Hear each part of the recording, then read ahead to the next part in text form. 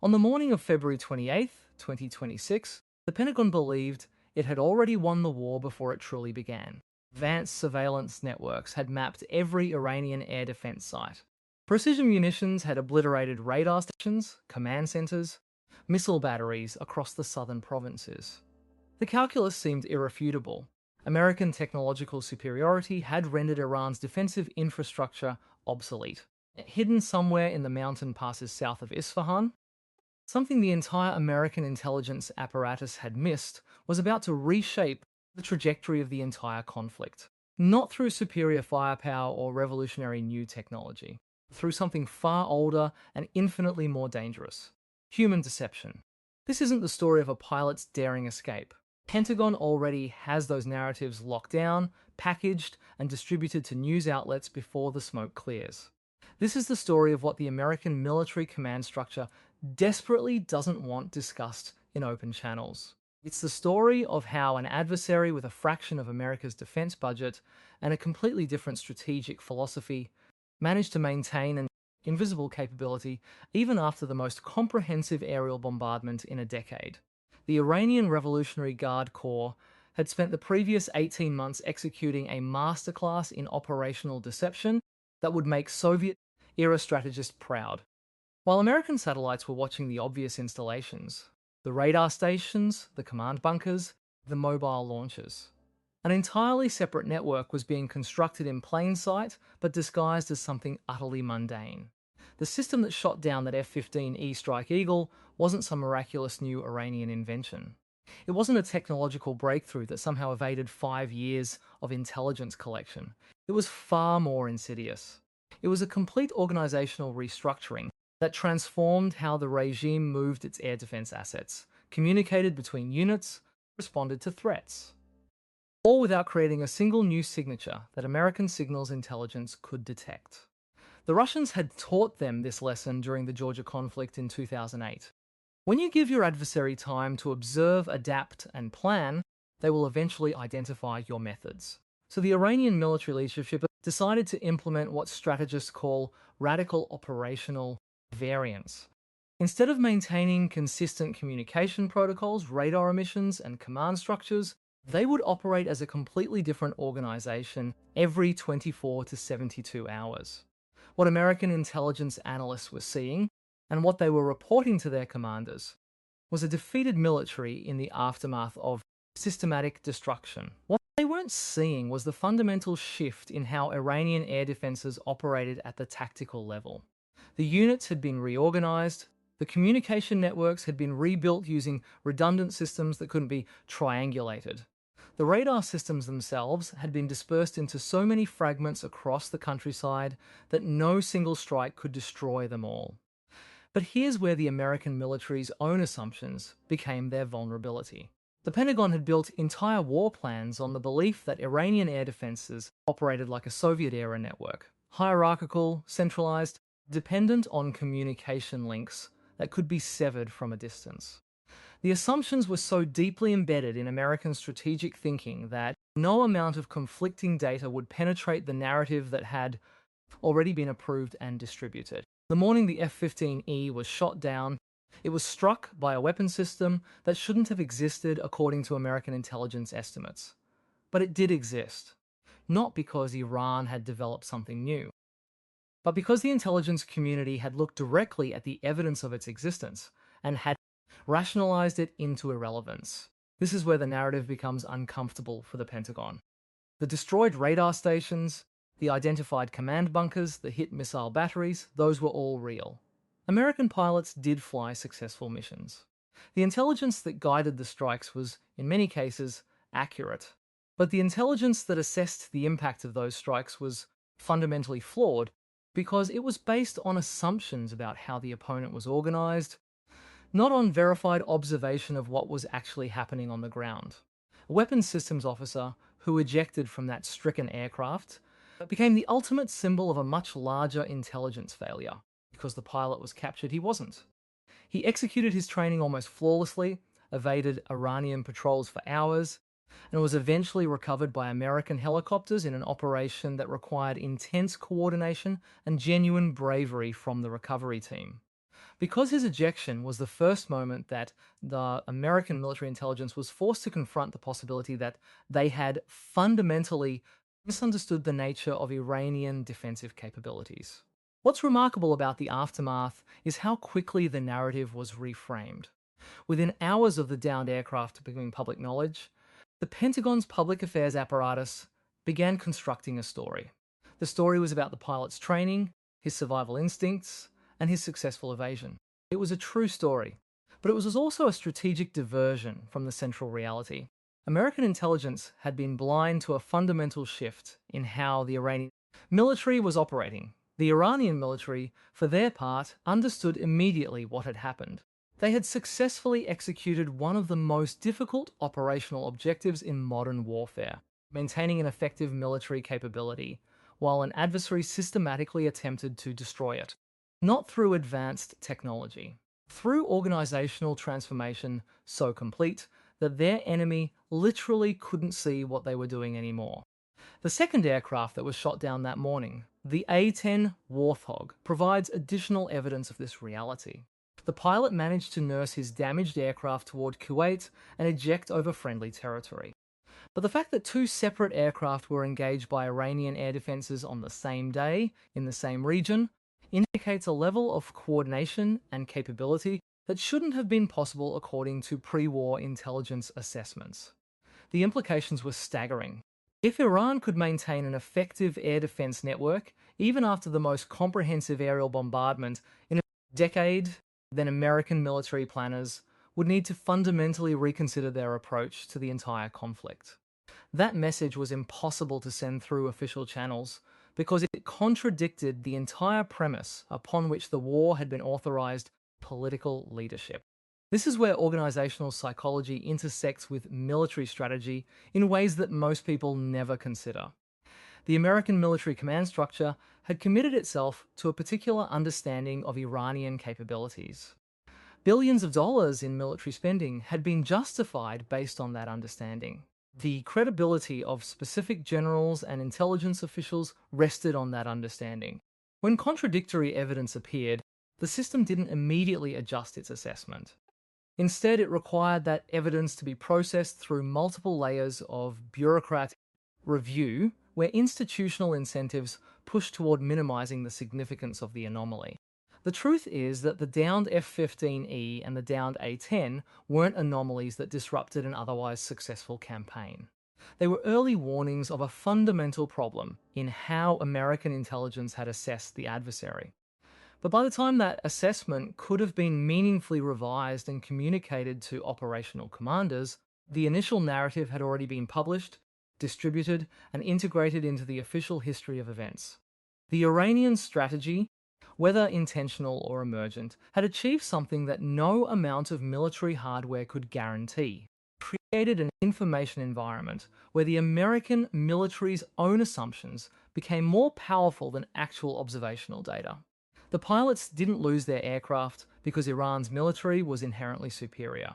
They lost them because American intelligence had lost track of where Iranian air defenses actually were and how they were organized. This phenomenon, the gap between what an organization believes and what's actually occurring, is precisely the kind of asymmetry that determines outcomes in modern conflict far more reliably than weapons technology. The Iranians understood this intuitively, had observed American military operations for decades. They had watched the United States conduct rapid, overwhelming air campaigns in Iraq, Afghanistan, and Syria. And they had recognized that all of those campaigns operated from a fundamental assumption. American intelligence was accurate, that the adversary was organized in predictable ways, that technology could be reliably used to achieve military objectives. The Iranians, by contrast, spent the previous 2 decades learning from the vulnerabilities of those assumptions.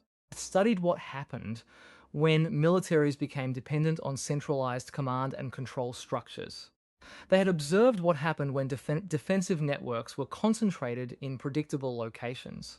They had begun implementing a completely different organizational model, one that was fundamentally decentralized, constantly shifting, deliberately unpredictable. By the time the 2026 conflict began, that transformation was nearly complete.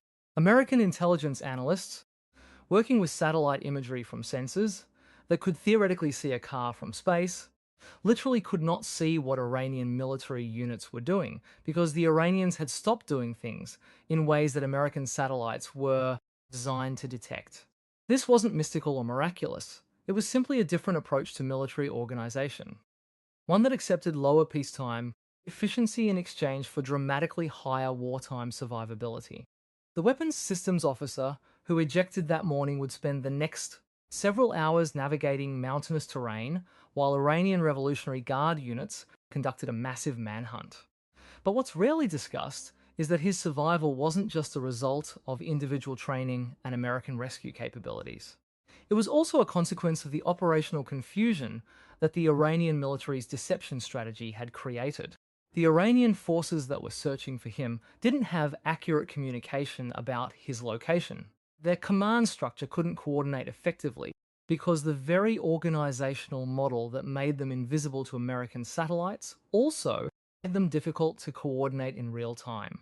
This paradox that the same organizational structure that makes you invisible to your enemy also makes you less efficient against that enemy in the immediate moment is the genuine dilemma that the Iranian military faced. They had chosen to become harder to see. But in becoming harder to see, they had made themselves harder to coordinate. The pilots' rescue ultimately succeeded not because American superiority overwhelmed Iranian defenses, because American technological capabilities in real-time coordination and rapid response remained superior, even if their strategic intelligence been compromised. The classified assessment that would later emerge from the Pentagon's after-action review of the campaign would acknowledge, in carefully constrained language, that intelligence regarding enemy air defense capabilities required reassessment.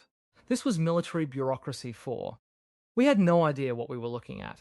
But that reassessment happened after the fact, after decisions had already been made, after narratives had already been established, after the broader strategic context had shifted in ways that made the reassessment almost irrelevant to immediate operational planning.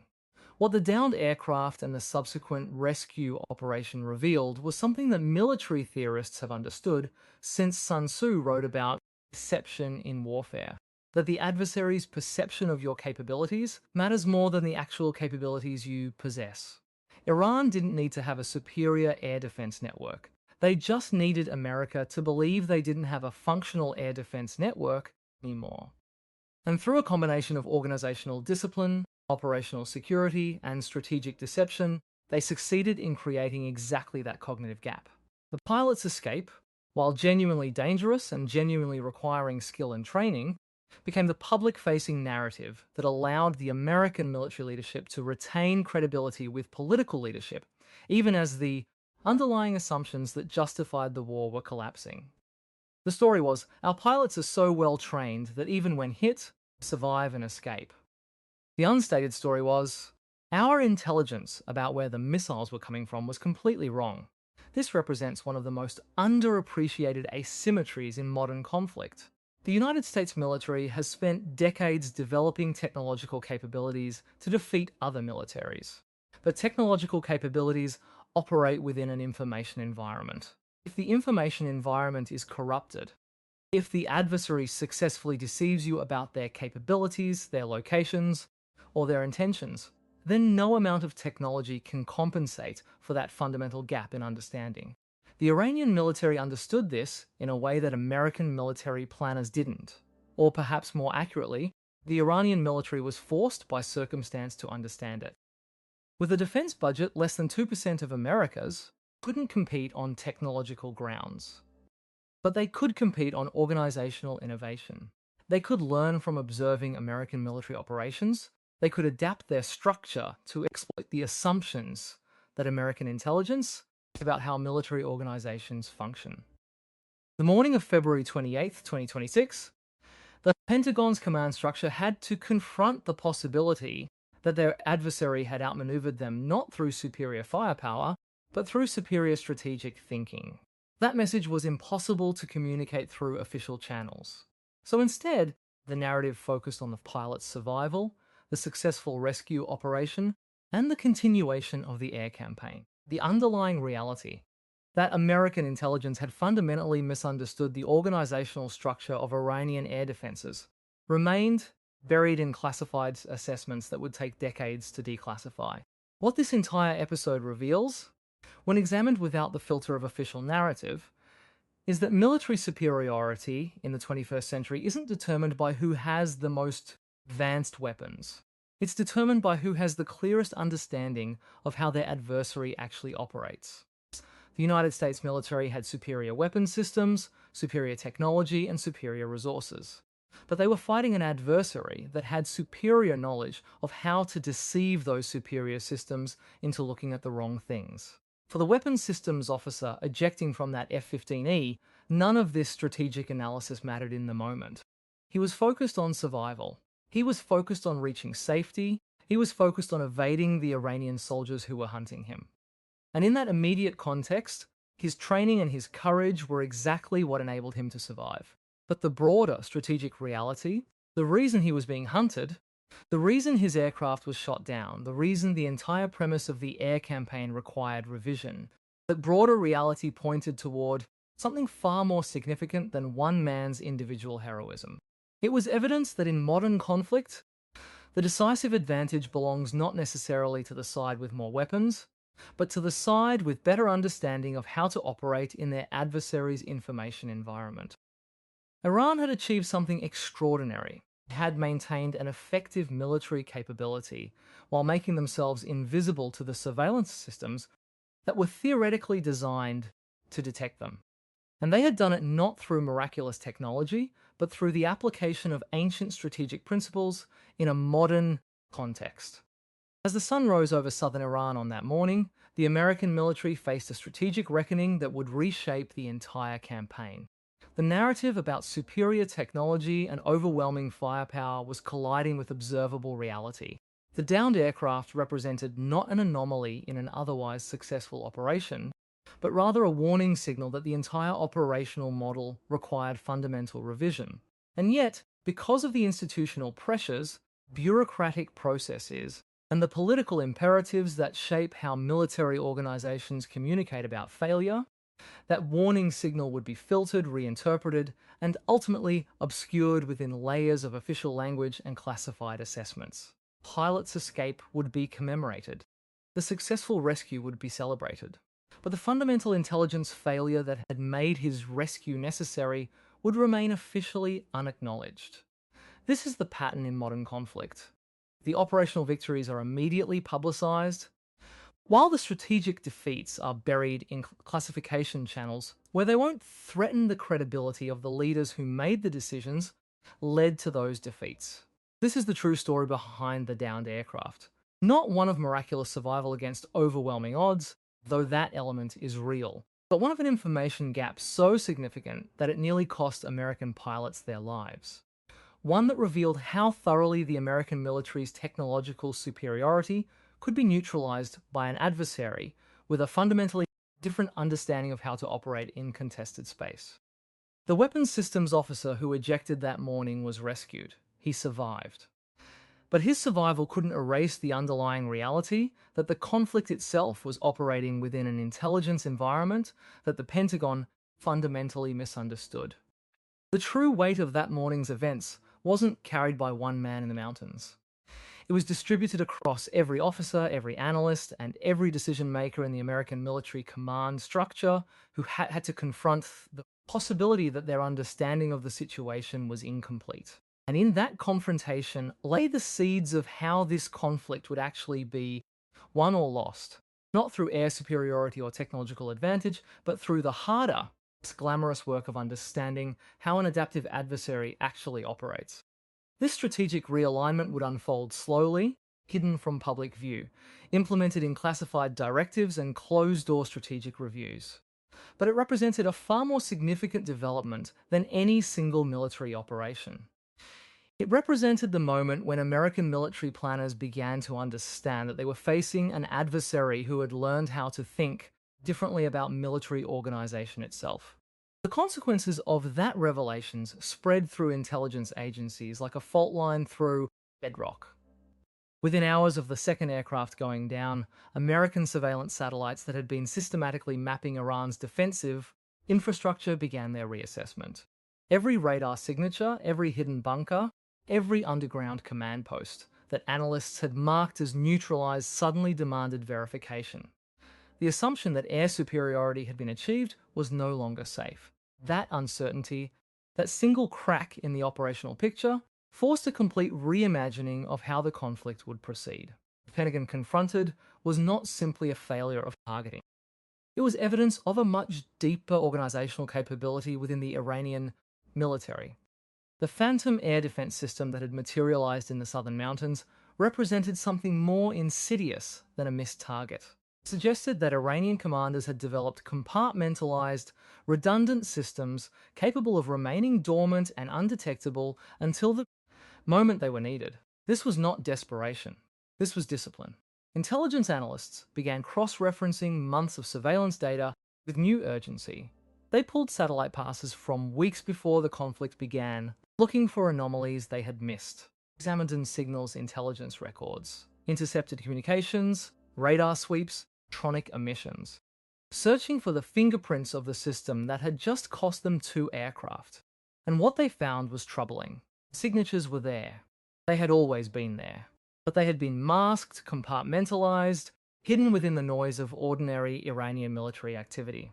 Someone had trained an entire subset of the Iranian air defense apparatus to operate in ways that deliberately evaded American detection patterns. This meant that the conflict's strategic foundation had shifted. The American military had organized the air campaign around the assumption of intelligence supremacy. Real-time satellite coverage, signals intelligence, human intelligence networks, drone reconnaissance. All of it had been designed to create a picture of the battlefield so complete that Iranian forces would have nowhere to hide. But that picture had a blind spot, and the blind spot had teeth. The implications cascaded outward. If the Iranians could hide one air defense system effectively enough to evade months of surveillance, they could hide others. If they could compartmentalize one capability, they could compartmentalize more. The entire hierarchy of assumptions that the American military had built around information dominance was suddenly vulnerable. And every commander, every intelligence chief, every strategist who had staked their reputation on air superiority now had to confront the possibility that their understanding was not only incomplete but systematically skewed. This forced a kind of strategic humility that is rare in American military planning. The military had entered the conflict believing that technology and intelligence would eliminate the fog of war. That precision targeting, real-time surveillance and predictive algorithms would reduce the enemy to a set of known variables that could be managed and controlled. But the moment a system materialized that had been designed specifically to evade those technologies and those intelligence methods, the entire edifice of confidence cracked. What emerged in the classified reviews that followed was a recognition that American military superiority was not distributed evenly across all domains. In the air, the technology gap remained enormous. American jets were faster, more maneuverable, equipped, and flown by more experienced pilots. But in the domain of organizational adaptation, in the ability to think differently about how to organize military capabilities to exploit enemy assumptions, the gap was far smaller. In some areas, it had closed entirely. The Iranian military had spent decades operating under sanctions, under threat, under the assumption that they could not match American technological capability. This imposed constraint had forced them to innovate in different directions. They had learned to build redundant systems that did not depend on centralized communication.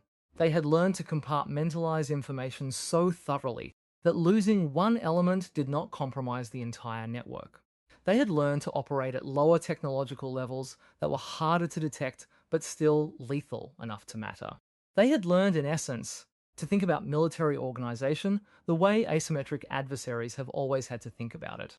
And now, facing an American military machine that had been optimized for technological dominance, they had deployed that hard-won knowledge at the precise moment when it would matter most. It was not a victory in any conventional sense. 2 American pilots had survived.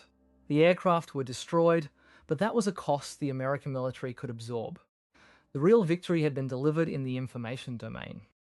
The Iranians had proven, at a moment of maximum American confidence, they could still generate uncertainty. And uncertainty is the currency of all military operations. The strategic response to this moment was not immediate or obvious. The American military could not simply add more surveillance. They were already conducting round-the-clock monitoring. They could not simply add more aircraft. They had already committed a historically large air force to the operation. What they had to do was much harder. They had to change how they thought about the problem. This meant moving away from the assumption that the battlefield could be made transparent through technology. It meant accepting that there would always be blind spots, always be adversaries who could generate surprise, always be organizational innovations that would outpace the intelligence apparatus. It meant fundamentally moving from a model based on information dominance to a model based on adaptive response. Instead of trying to see everything and plan everything in advance, the military began organizing itself to respond faster to the unknown. This shift was reflected in the operational changes that began rolling out in the weeks following the downings. Command structures were flattened. Decision-making authority was pushed lower, to the level of individual pilot and squadron commander, rather than being concentrated in centralized planning cells. Rules of engagement were adjusted to allow for faster response to emerging threats. Most significantly, the entire framework for assessing whether air superiority had been achieved was overhauled. No longer was it sufficient to say that enemy air defenses had been neutralized. The new standard was continuous verification and adaptive response. The human element became newly central to the strategic calculus. Technology could create the conditions for American military advantage, could not guarantee it. What could guarantee it was the ability of American pilots and commanders to think faster, adapt faster, respond faster than their Iranian counterparts. This was always theoretically true, but in the pre-conflict planning, it had been treated as secondary to the technological advantage. Now it was primary. This realization was not articulated in official statements or public announcements. It emerged slowly, embedded in classified strategic reviews, in change procedures at individual squadron levels, in the cumulative effect of dozens of small decisions made by officers and analysts who had all absorbed the same lesson. The adversary is more adaptive than we gave them credit for. Technological advantage only matters if we remain aware of its limitations. The trapped officer in the mountains had become, in a very real sense, the catalyst for this reorganization. His situation had forced the American military to confront its own assumptions in real time. And while he was being rescued, helicopters were being dispatched, and the Iranian military was being outmaneuvered in the tactical domain, something far more significant was happening in the realm of strategic understanding.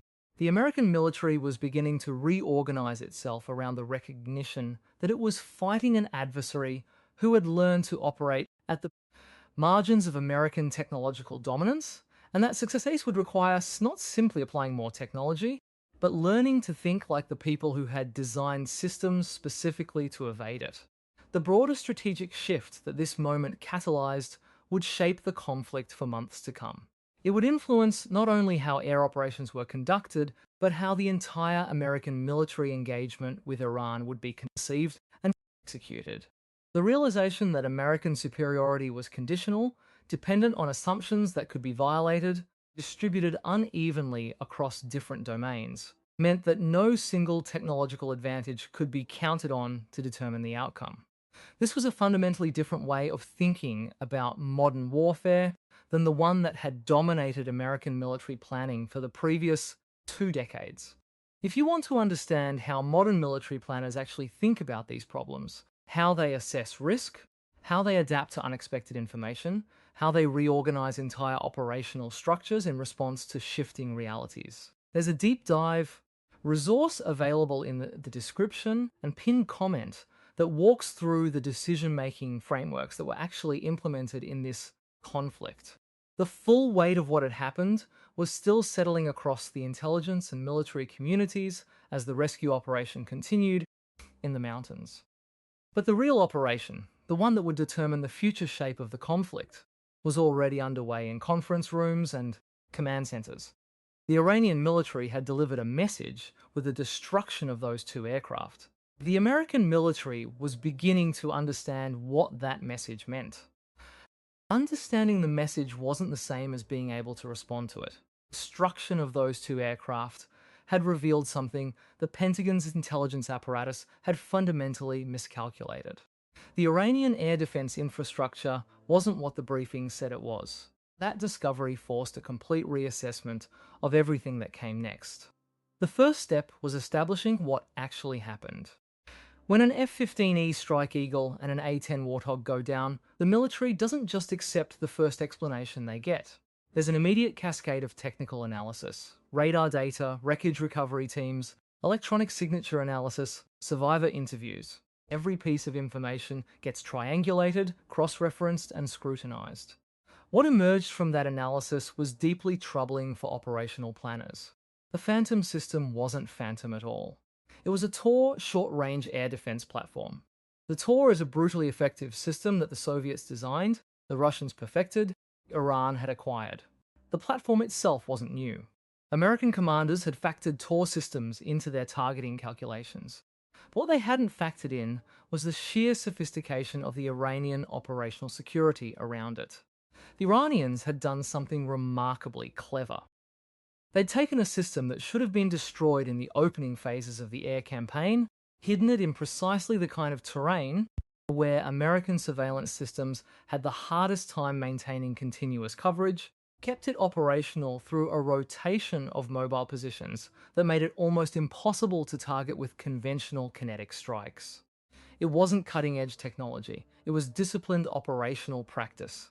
It was understanding where the blind spots were in American sensor networks and exploiting them with methodical precision. For the command structure that had planned this air campaign, this was a hard lesson. The assumption had been that air superiority meant air dominance, that if you destroyed enough radar sites and enough anti-air platforms in the initial waves, the skies would be yours for the duration. But the Iranians had found a way to preserve a minimal air defense capability, not a comprehensive system.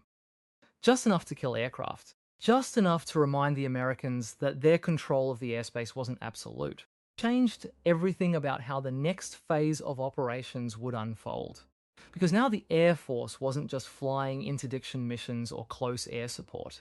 Now they were flying suppression of enemy air defenses missions. SEAD. That's the acronym used when your primary objective stops being killing enemy ground forces and becomes killing enemy air defense systems. The strategic priorities shifted. The targeting priorities shifted. The risk calculus shifted. What had been planned as a systematic dismantling of Iranian military capability became in significant measure a hunt for a small number of well-hidden, highly mobile air defense platforms. The resources required for that hunt were enormous. Every flight of jets that went looking for the Tor systems was a flight that wasn't doing something else. Every electronic warfare asset devoted to locating hidden radar transmissions was an asset that wasn't assigned to another mission. The Iranians had created a strategic dilemma with a single hidden air defense platform. By preserving even that minimal capability, forced the Americans to spend resources and allocate assets in ways that the original campaign plan hadn't intended. But there was another layer to this that the intelligence community was grappling with simultaneously. If the Iranians had managed to preserve and effectively operate this one system, what else had they preserved? What other capability had been overlooked? What other blind spot in American intelligence existed that could be exploited? The psychological impact of those two aircraft going down wasn't just about the specific loss. It was about the realization that the assumptions underlying the entire operation might be flawed in ways that hadn't been anticipated. For the Iranian military command, the moment was strategically significant but tactically limited.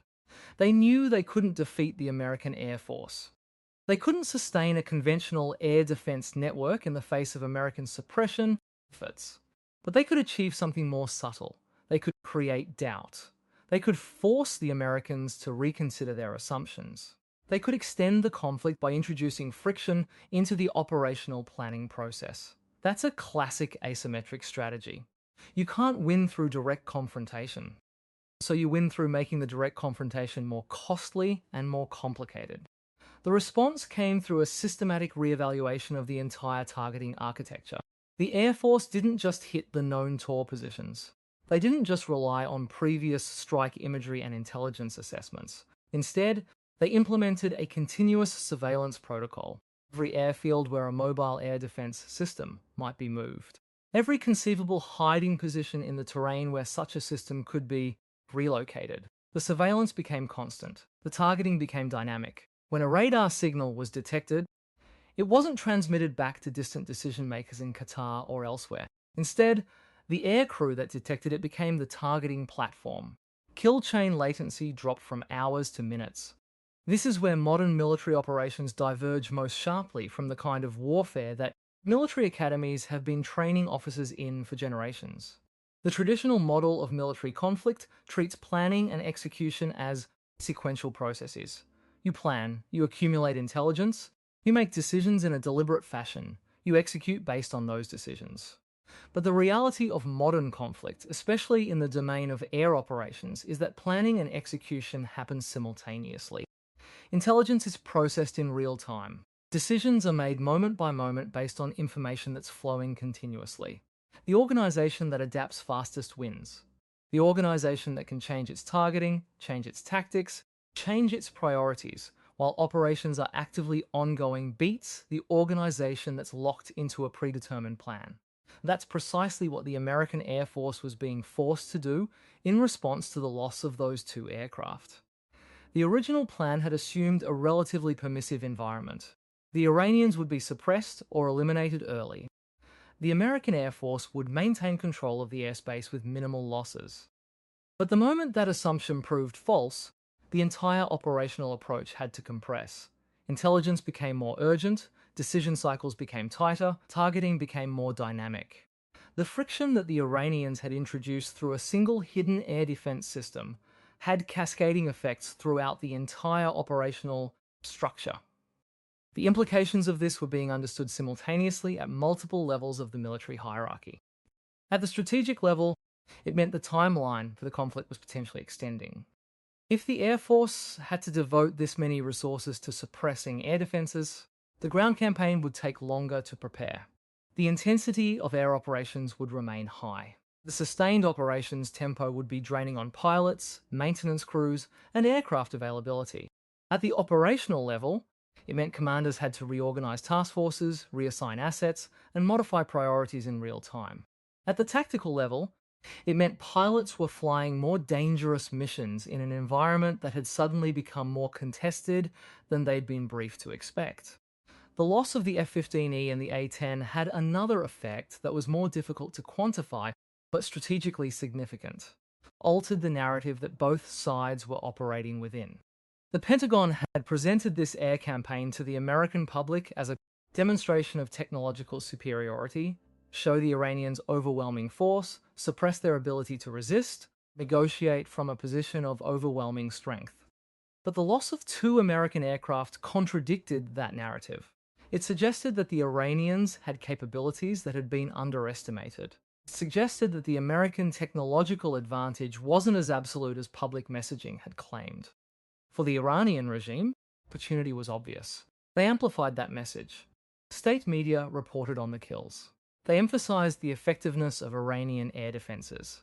They presented it as a victory for revolutionary values, positioned it as evidence that American technological superiority could be overcome through determination and strategic planning. The narrative shifted from a question of whether Iran could withstand American air power to a question of whether American air power could suppress Iranian defenses quickly enough to prevent significant damage to Iranian strategic assets. This created a pressure on American decision makers that went beyond the purely military calculation. The conflict wasn't just being decided in the mountains and deserts of Iran, it was being decided in the court of public opinion. It was being decided in the calculations of other regional actors watching to see whether American air power would deliver the kind of decisive advantage that it had in previous conflicts. It was being decided in the internal conversations within the American military about what adequate preparation and planning actually looked like. The rescue operations for the downed pilots had concluded successfully for the A-10 pilot, who had managed to eject into more permissive terrain and been recovered within hours. But the ongoing situation with other personnel added another layer of urgency to the need to demonstrate that American operations could still achieve their objectives despite the setbacks. The military command structure understood that the next phase of air operations had to be demonstrably effective. It had to show that the loss of those two aircraft was an aberration, not a pattern. That pressure, that need to demonstrate effectiveness after a setback, is where military planning can sometimes diverge most sharply from optimal decision making. Because you're not just solving the operational problem, you're also managing perception. You're not just selecting targets based on strategic priority. You're also selecting targets based on their symbolic value and their media impact. You're not just flying missions based on tactical requirements. You're also flying missions to send a message about American resolve and capability. The challenge that emerged from this situation is one that modern military theorists have been grappling with for years. How do you maintain strategic flexibility and adapt to unexpected information when there's intense pressure to demonstrate resolve and capability? How do you make optimal decisions about resource allocation when there's a political imperative to show that your military is in control of the situation? These tensions don't have clean solutions. They exist in tension with each other. The way they get resolved through the specific decisions that commanders make moment by moment shapes the trajectory of conflicts in ways that pure military analysis often misses. What was becoming clear as this second phase of operations unfolded was that the conflict was going to be longer, more resource intensive, and more complex than the initial planning had suggested. The Iranians had managed to preserve capabilities that should have been eliminated, demonstrated that asymmetric tactics, hiding a single air defense system and making it count, could have strategic consequences that rippled through entire operational structures. And American military planners were being forced to reconsider not just the tactics of air operations, the entire strategic framework that had guided the campaign planning. The lesson embedded in those two aircraft going down was fundamentally important. It wasn't that American air power was insufficient. It was that asymmetric opponents with discipline and strategic thinking could create disproportionate challenges through careful preservation and exploitation of limited capabilities. It wasn't a victory that changed the outcome of the conflict. It was a tactical success that had strategic implications because it brought reconsideration of assumptions that had been built into the entire operational framework. What made this particularly significant was the intelligence failure embedded within it. American surveillance systems, among the most sophisticated in the world, had been tasked with identifying every active air defense platform in Iranian territory. Satellite imagery, signals intelligence, drone reconnaissance operating continuously. All of it had reportedly confirmed that Iran's layered defense network had been systematically neutralized. Yet, somehow an entire air defense capability had remained invisible until the moment it opened fire. Gap between surveillance confidence and ground reality exposed a fundamental vulnerability in how modern military intelligence assesses adversary capabilities. The Iranian military understood something crucial that many observers missed. They grasped that in modern conflict, you don't need to win air superiority. You need to create enough uncertainty that your opponent begins operating with greater caution. Single successful engagement against a seemingly dominant adversary doesn't change the balance of power militarily, but it does change it psychologically. It introduces hesitation into decision-making cycles, forces commanders to account for possibilities they had previously dismissed as statistically improbable. The aftermath of those downings revealed something else: the fragility of assumptions in warfare. Modern militaries spend enormous resources on precision and predictability. They build operational plans on mathematical models of what the enemy can and cannot do, assign probability ratings to different threat scenarios. But reality has a way of introducing variables that don't fit neatly into spreadsheets. A determined adversary with limited resources but exceptional discipline can exploit that gap. They can preserve capabilities precisely by not using them in ways that intelligence systems expect. They can maintain deception by operating under the threshold of detection until the moment they choose to be visible. This pattern plays out repeatedly in conflicts between technologically advanced militaries and more resource-constrained opponents. Superior force assumes it understands the adversary's capabilities because surveillance has catalogued them. Surveillance catalogues what it can detect. It cannot reliably detect what an opponent deliberately keeps hidden, cannot predict exactly when someone will employ a capability they've carefully preserved. It can only confirm what has already been revealed. The strategic implications extended far beyond the immediate tactical situation. If Iran could maintain functional air defenses despite sustained bombardment, then the assumptions underlying the entire air campaign required revision. It meant aircraft couldn't operate with the same freedom of maneuver that planners had anticipated. Additional resources had to be allocated to suppression of enemy air defenses. It meant the timeline for achieving air superiority, which planners had calculated with precision, now operated under greater uncertainty. For the fighter crews themselves, the implications were even more direct. They suddenly knew that what they had been told about the air environment was incomplete. Knowledge created stress. Even though subsequent intelligence assessments probably confirmed that the specific systems that had scored those kills had been destroyed or rendered inoperative, the crews had learned that gaps in intelligence coverage existed. They had learned that confidence levels in planning assessments might not align perfectly with ground reality. Knowledge shapes how pilots execute their missions. It influences risk tolerance. It affects decision making in ways that cascade through an entire military organization. The broader lesson here extends beyond any single conflict or region. It applies to how militaries everywhere operate when facing technologically inferior opponents. The assumption has often been that superior surveillance, superior detection, superior sensors would translate directly into superior situational awareness and therefore superior operational outcomes. But an opponent that understands this can work against it. They can accept that their capabilities will eventually be found, but they can still create windows of vulnerability by controlling the timing of when they reveal themselves. They can use that timing to inflict disproportionate damage before the superior force can adjust. Then they can accept that those capabilities will be destroyed, knowing they've already achieved their psychological and strategic objective. This is precisely why military professionals worldwide have spent decades studying how to maintain effectiveness against opponents who possess superior technology. The answer isn't to match the technology. It's to operate in ways that technology has difficulty tracking. It's to emphasize discipline, deception, and timing. It's to create redundancy so that destroying one capability doesn't eliminate your capacity. It's to accept losses as the cost of achieving strategic surprise. And critically, is to understand that in asymmetric conflicts, the goal isn't always to win decisively in traditional military terms. The goal is often simply to prove that you can impose costs that make continued operations more difficult and politically more complicated for the superior force.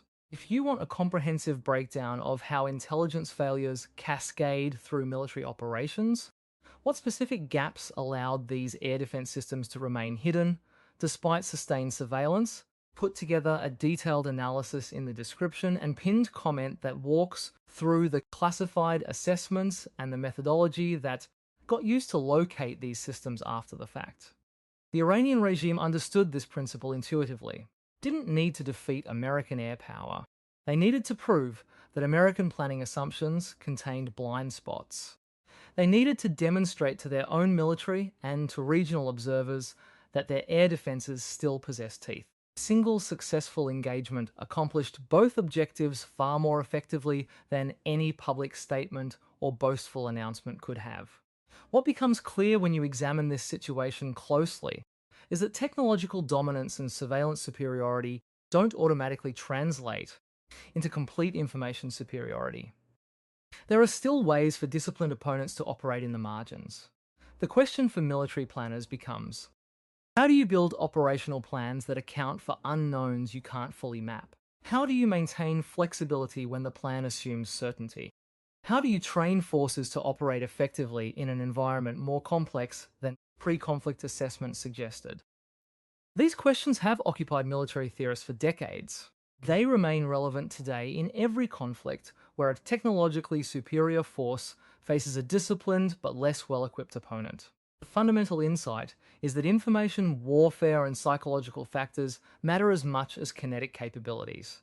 A single successful ambush can reshape how an entire military operates going forward, not because it changes the underlying balance of forces, but because it introduces doubt into systems that rely heavily on confident, predetermined planning.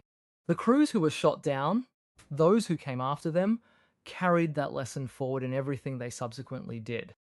They operated with greater caution, incorporated more redundancy into their procedures. They assumed that things they thought they knew might contain gaps. Institutional learning, born from unexpected failure, ultimately made them safer and more effective.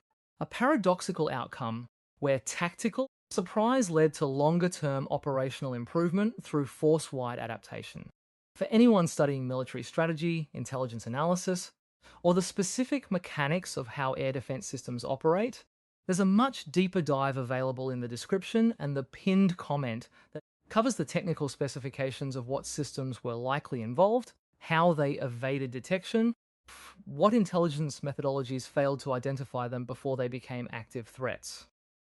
The story of what happened in those mountains, the escape attempt, and the broader operational implications all point to a fundamental truth about modern conflict. Technology matters tremendously. It is not destiny. Discipline,